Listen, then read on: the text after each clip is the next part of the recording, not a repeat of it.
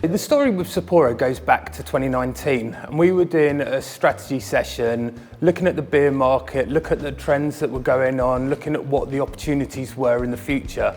And the one thing we had a gap in our portfolio for was a super premium lager brand. It was quite clear to us even at that stage that this was where the market was going as consumers trade up into more quality products, and we felt we really needed to get something in that area. We actually drew up a list of 5 global beer brands that weren't currently being represented properly in the UK market, and Sapporo was top of that list. And I actually myself sent an email out to the guys in Tokyo, and much to my surprise got an immediate response back saying, we're actually looking to evaluate our presence in Europe, we'd love to talk to you. And I guess the rest is history.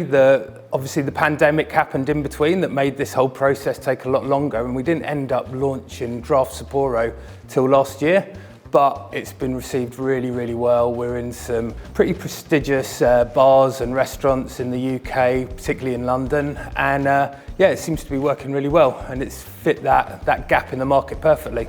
The first thing that Sapporo saw in us was the repertoire of brands we already had. So whilst Kingfisher isn't an enormous brand in the UK market, it is a big global brand. It's India's #1 beer brand. I believe it's in the top 20 biggest consumed brands in the whole world. So I think having brands like that and like Sagresh in our portfolio gave them comfort that we could look after a big global brand.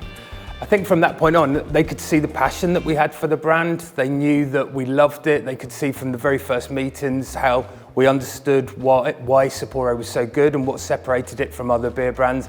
And they felt that with our level of creativity and entrepreneurial spirit, we could represent the brand and launch Draft in the UK for the first time.